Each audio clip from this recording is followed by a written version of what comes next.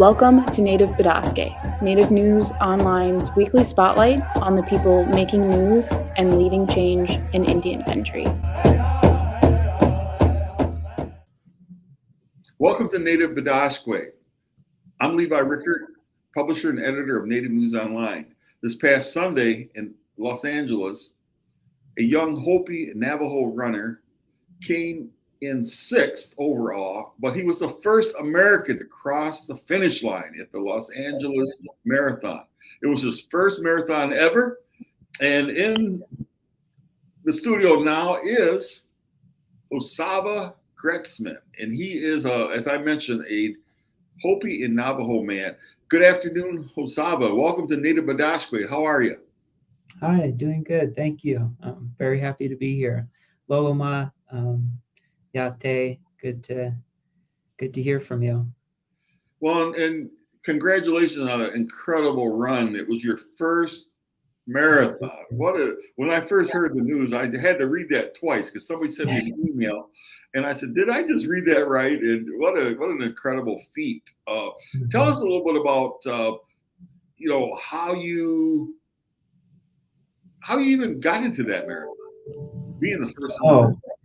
Well, I mean, just like most other races, you just submit, your times, your most recent times, usually your best times, to the race director, and just, fingers crossed that you get in, because you never know if you're going to get into a major race like this, or, like Boston Marathon, Chicago Marathon, some of those big races, because a lot of elite athletes, professional athletes want to get into those races. So sometimes there's just not enough room.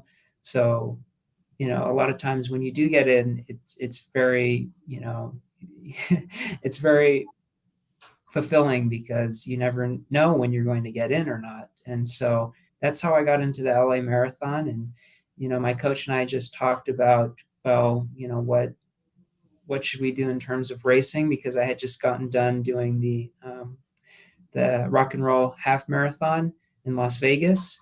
That was kind of the end of February, and I just wanted to essentially do a marathon just to see how it feels physically, and just see if I can push through all the pain, all the discomfort, and just try and qualify for the Olympic trials. That was my big goal on Sunday, was to qualify for the trials. Well, how did you feel upon completion, and actually when the race official told you that you were the first American and the 6th person to cross that finish line? How were you feeling? I didn't believe it. I was so happy to finish. Like, there were a lot of times in that race where I felt like giving up. I just felt like it's too painful, too tough, and it's windy, and there's, you make a lot of excuses, but a lot of those, I do a lot of my training by myself. So a lot of those thoughts come in my mind a lot of times. And so at least now I know when those thoughts come up, I know how to deal with it and use it as fuel to keep going and keep pushing. And so when I finished that race, and, the race official had said, "You're the first American. You're the first American to finish the race." And I was like, no. Like, in my mind, I probably said no to him. Like, no, that's not me. That's probably one of the other guys, and someone just miscounted. You always think like that. And for me, I've never had or finished in like that top ranking of like first American, first anything really. Most of my races, I get top 10 if I'm lucky, sometimes top 20. And I'm really satisfied with that. I'm happy to be out there with amazing athletes from all different parts of the world, and to race against them and to race with them is just such an amazing experience. But with the race official telling me that, I was just like, no, I'm not. Like, I'm sorry to tell you, but you might be wrong, because I don't think that's true. I think one of the guys in front of me is actually American, and maybe, there's a confusion. And I don't know what he said to me after that, but he just handed me the flag and just told me to like get up and stand up and, pose for the photos. And I was like, is this real? Like, am I here right now? Because it didn't feel like that. It really didn't. How were your legs feeling at that moment? Oh, I collapsed at the end of the race. I just could not stand. And so that's when the race official picked me up and put the flag around me. Wow. And yeah, it was just so hard to stand on my own. And so he kind of helped me out a little bit until I just felt like, okay, I can stay on my own. I got the strength now. I'm feeling more back to reality, so to speak. And yeah, then I just posed for the photos and I said Nahom Vita, which is a Hopi word that means to keep going, keep pushing, don't give up, give it all you got. And then I also said Kukwai, which also in Hopi means thank you. And I just said Kukwai. And I think, the photo that you have of me holding the flag, you see my mouth open. And I think I'm right at the tier end of saying Kukwai. And that's why my mouth is like that. But I was so happy in that moment. I never thought this would ever happen to me. I dream big. I'm just a Hopi runner, Navajo runner here in Flag, and I just train on my own, try my best in every race, give it my all. And I guess this last Sunday, it just paid off. Everything just came together at once. And so I'm really proud about that and proud that I was just able to experience that moment. And it was also just so meaningful because my family was there. My fiance wasn't there. She was in Flagstaff and couldn't make the trip, but she was watching the whole race and just supporting me through that. And it was just a surreal moment. And I'm so glad that my family got to come out there, and they hardly ever get to see me race. This is probably like the fourth race they've seen me run since high school, college, everything. They haven't seen me run a lot. So it was really meaningful that they were out there with me and got to share that experience. Well, that's beautiful. Tell us a little bit about your family, the Hopi family and Navajo family. Yeah, so my grandfather is Raymond Pawiki, and my Sa'o, or in Hopi, my grandmother is Loretta Sequeptua. And so that's my lineage. And my clans from that, my maternal side is Spider, Bluebird, Bear, and Mole. And on my grandfather's side, my clans are Bow and Arrow, Roadrunner, Bamboo, and Greasewood. And so my name, Hosava, that's actually, it means length of an arrow. And that's from, my grandfather named me. And so my relatives are all still residing in Hopevilla. And we actually moved from Hopevilla when I was around 5-ish.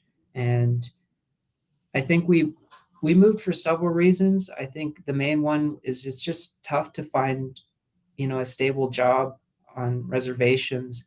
And for my mom to find a job here in Flagstaff, it was really meaningful to us. And it was just a matter of, we need to move to be able to live and survive. Mm-hmm. And how long have you been running? I've been running for, let's see, it's hard to put a number to it. Competitively, I've been running for about 10 years now. I first started running competitively when I was in high school, a freshman in high school at Prescott High School. But prior to that, I've been running pretty much all my life, running to school, running back home, just running, just a part of my daily life, just running, playing outside. But competitively running started in high school. And I think I started officially, running probably when I was like 10 years old. I ran my first half marathon around that age, and I ran that at the Prescott Whiskey Row Marathon, or Whiskey Row Half Marathon. Mm-hmm. And I've just always loved running, and it's been embedded in my culture too. Yes. History and a lot of our ceremonies. Like running is just such a big part of that. And also just, the significance of waking up in the morning and greeting the sun towards the east and just saying your prayers, not only for yourself, but for your family, for your health, for the crops, for the water, and just realizing, and I guess just saying a prayer for the world too, for the overall health of the world and for life, and to celebrate that. So that's always been embedded in my mind. And, I typically run every morning and, before the sun rises, and I love seeing the sunset.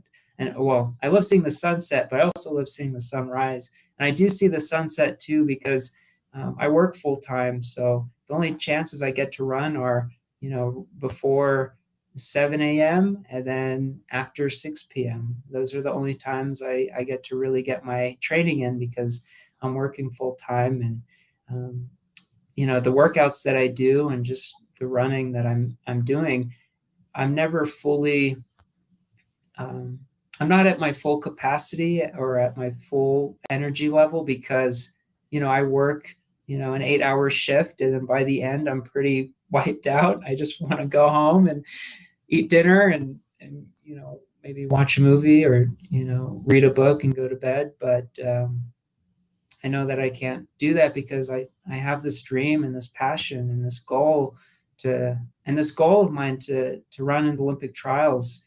Man, I've had that dream since I was a little kid. And so it's so amazing to be so close to it, like so close. And I know I can do it. I know I can do it. And it's just a matter of, timing, just being patient, just being consistent, staying healthy. And all those things have been coming together this year. And so it's been really meaningful to me to be hopefully one of many Native Americans to qualify for the trials. One of my good friends, his name's Craig Curley. He qualified for the trials back in 2012, and he's only like a minute away from qualifying for the Olympic trials. So, I mean, it would be amazing to, represent our nations. Well, how close are you? How close are you at this point?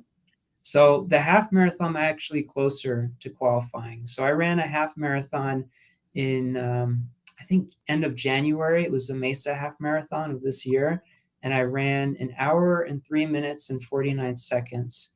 And so I was only 49 seconds from qualifying for the Olympic trials. Wow. And yeah, that was a great race. That was a phenomenal race. I think there might be a picture out there of me right beside a really famous runner that I admire. His name is Sam Chalenga, and I think he's a Kenyan runner, and very, very humble guy. I haven't talked to him, but yeah, it was just me and him battling it out for first place for that race. And wow, that's incredible.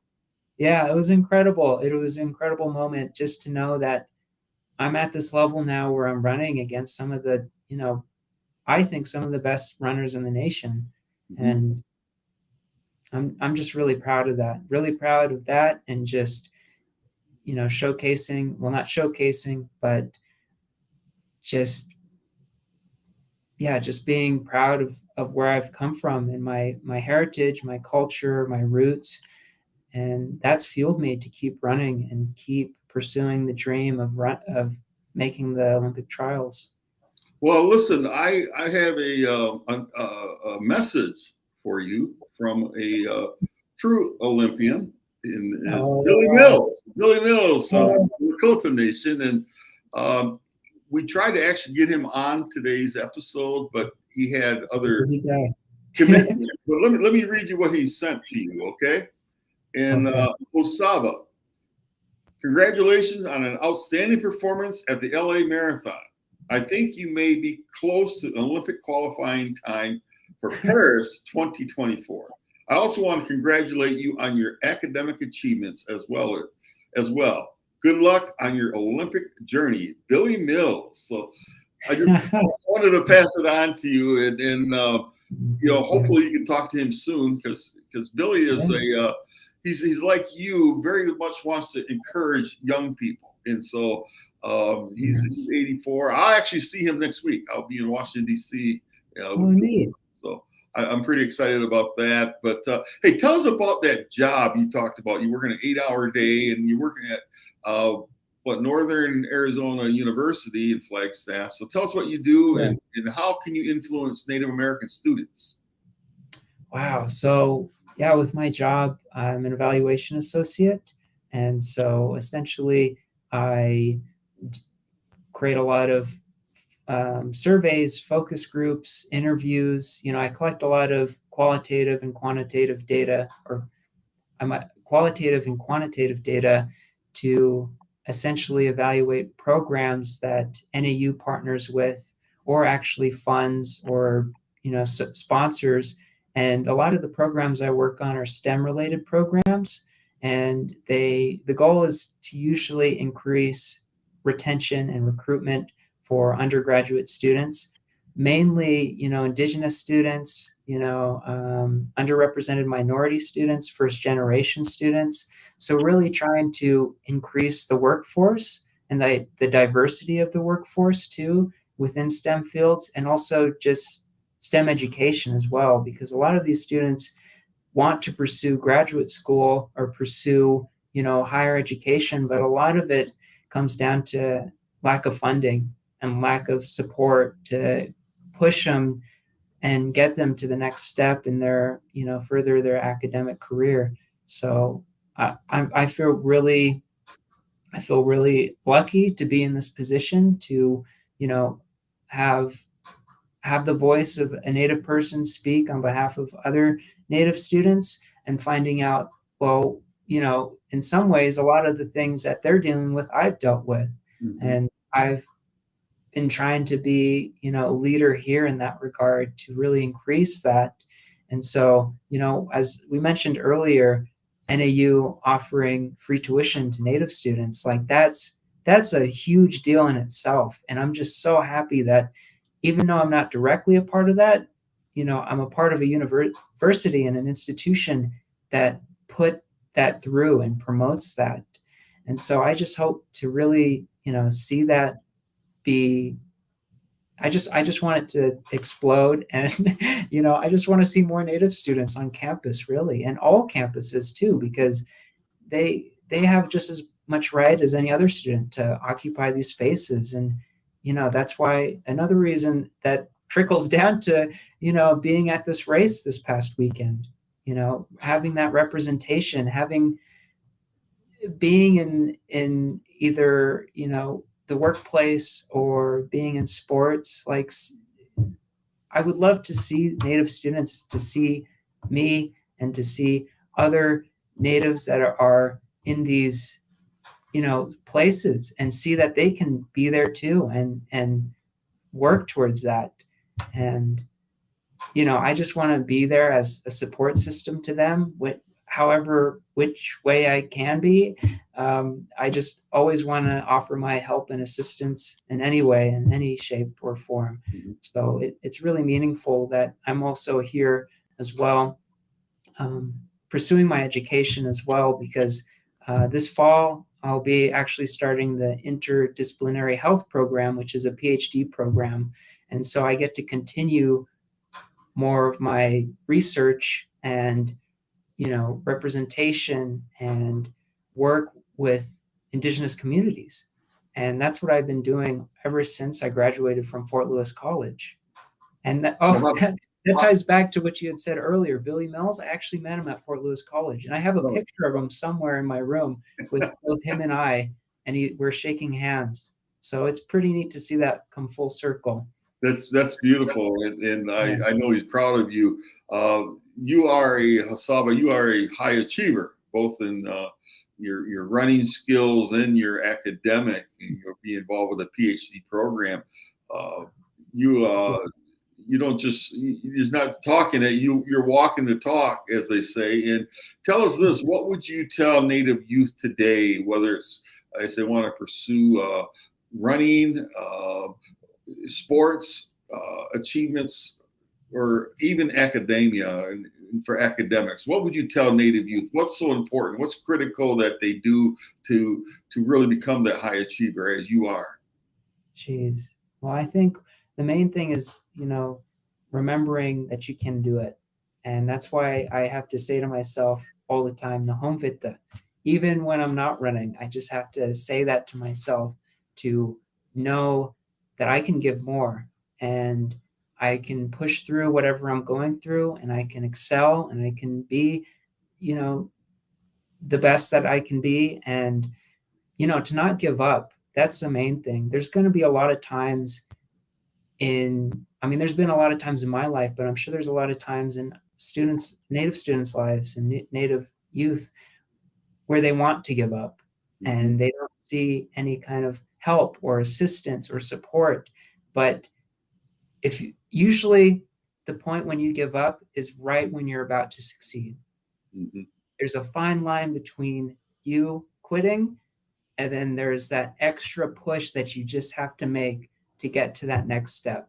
Whether it's you applying for FAFSA, whether it's you applying for school, whether it's you running at the state cross country meet, there's that extra push that you can give to just get that extra little bit of success. And once you taste that success and once you get there, it's just like a snowball effect. You just keep going. You keep going. You don't give up.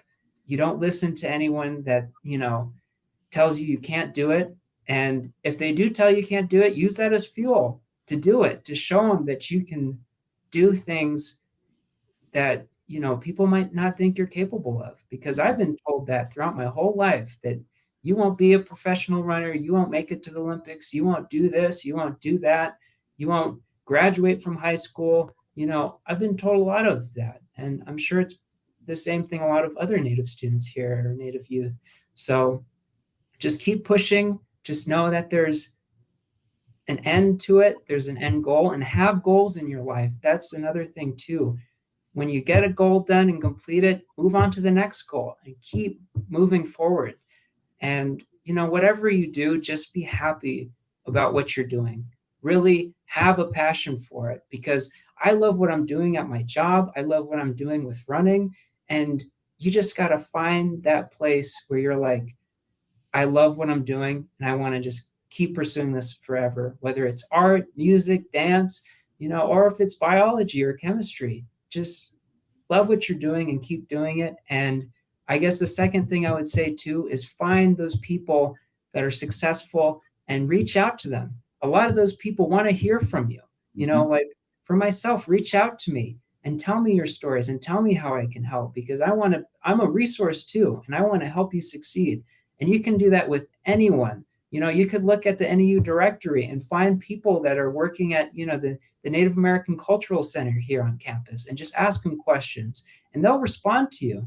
But you got to make that effort to reach out and find out and get your questions answered. If you have questions about the fiance, get them answered by people that are willing to help you, because there's all these support systems. And I know that it's a small support system and you might feel that way, that it is small and secluded, but just make that effort. And I'm sure they'll reach out to you. I'm sure they'll help you, because that's what they want to do. That's what I hope to do. So I hope I inspire others to do the same, to take that extra time and effort to be a guide to a lot of these Native youth. And that's what I would hope. And so, yeah, reach out to those people that you're interested in, like Aaron Yazzie, who works for NASA. Reach out to him, ask him about what it's like to work for NASA. I'm sure he'll respond to you. Like I got to meet him here at NAU maybe like 2 months ago, and it was inspiring to meet him. Like just listening to how he's working on the rovers that go to Mars. Like, wow, yes. We did a story about him last year. Yeah, it was great. Oh, that's incredible. Well, good to hear. Yeah, he's really nice, and it's just so nice to see that representation too. You mentioned earlier before we came on the air that you have somebody else who really inspires you, and you were going to marry her in May. So congratulations. Tell us about your fiance. Oh, she's wonderful. She's beautiful. She's smart. She's incredible. She runs her own business. She's an astrocartographer, and she's making her dreams come true too. And I'm just here supporting her. And one thing that, I mentioned the Mesa Marathon and, being 49 seconds away from qualifying for the trials. And for about 3 or 4 weeks after that race, pretty much every night she would just whisper to me, 49 seconds. Wow. And in reference to you're only 49 seconds away. Yeah. And she would say it very, lightly, and it's just fuel to the fire. I mean, all she had to say was 49 seconds. And to me, like she wants to see my dreams come true just as much as I want to see her dreams come true.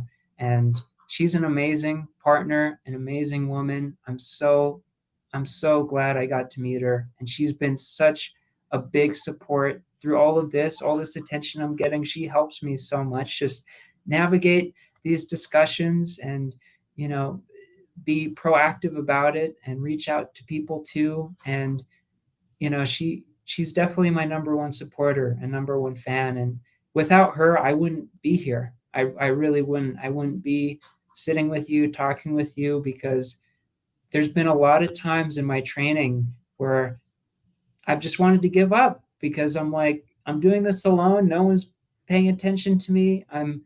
My goals feel so far away. And, you know, I tell this to her and she's like, no, you got to keep doing it. Like, this is your goal. This is your dream. Like, don't give up on it because, you know, you had one bad day. And that's the thing. Like, you're going to have bad days, but getting through those bad days will just make you much more powerful and much more stronger than you could ever imagine. And so she's taught me a lot. And, you know, I'm very, very happy to be with her, very proud of her, very proud of all her accomplishments as well. I can't say enough good things about her. She's I just guess, I guess not. That's beautiful, though. That's very wonderful. That's very and wonderful. I can't wait to marry her. Yeah, just have to wait 2 more months and then. All right. Listen, in Hosava, any last word or for the Native public out there, Native Americans watching this and non-natives? Congratulations again to you. But tell one last word. Yes, I just wanted to say thank you for all the support. You know, anyone who sent me a message, anyone who's, you know, commented on any of the, you know, news outlets, any of the posts, you know, thank you so much. That just means so much to me to know that there are people out there that, you know, want to see me succeed. And that's all I want to do is just succeed and bring attention to my tribes and just let them know that I'm here to represent. And, you know, Native people are here. We never left and we're never going to leave. So I'm so happy to have all your support. I'm so grateful for it and keep it coming. And yeah, hopefully I inspire you in some way, shape, or form. Thank you. Kwai. Yeah, thank you. And Chimigwish to you, Hosava, for coming on. And to our viewers, what an inspiring story that this young man has. Coming in first place, as the first American to cross that finish line at the LA marathon this past Sunday, in the 6th person out of like 22,000 people who ran in that race. So that is just an incredible feat. And congratulations again. And to our viewers, Chimigwish for tuning in, and we will have another Native Bidaské next week. Have a safe week and be safe. Great. Thank you.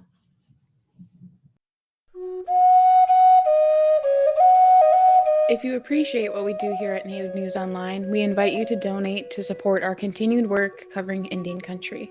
You can scan this code with your smartphone or go to the link located below this video to donate today. We greatly appreciate your support. Please be sure to subscribe to our YouTube channel and follow us on Twitter, Facebook, and Instagram. And be sure to scan this code or go to the link below to subscribe to our newsletter. Thank you for joining us today, and please be sure to join us again next week for another episode of Native Bidaské. Chimigwech.